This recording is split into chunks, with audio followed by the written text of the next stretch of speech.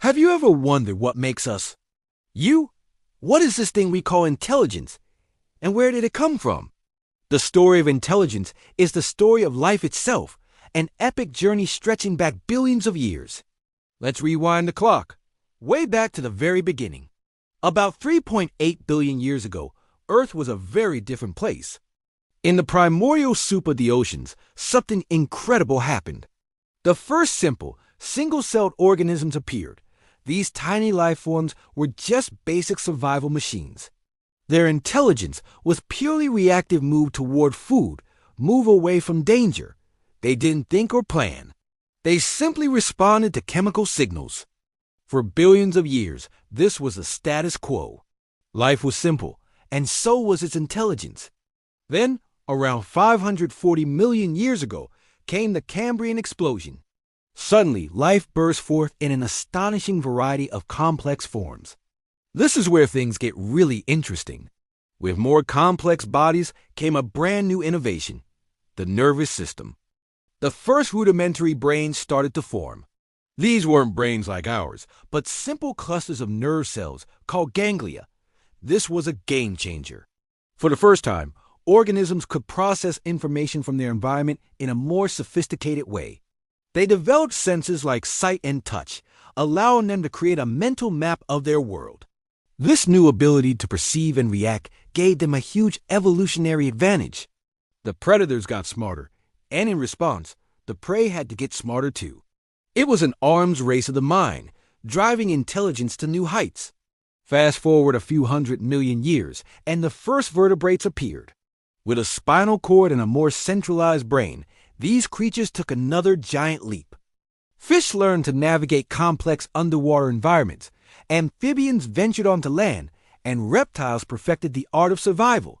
Then came the dinosaurs. For over 150 million years, they ruled the earth.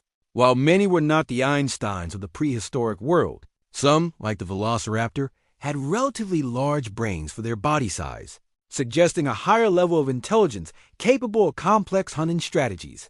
But the real revolution in intelligence was quietly happening in the shadows. Small furry mammals were biding their time. After the dinosaurs' extinction 66 million years ago, the age of mammals began. With the big predators gone, mammals diversified and spread across the globe.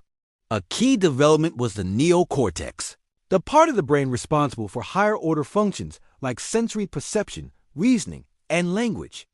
This part of the brain began to expand dramatically in certain lineages, especially in primates. Our own story begins with our primate ancestors. Living in complex social groups in the forests of Africa, they faced constant challenges.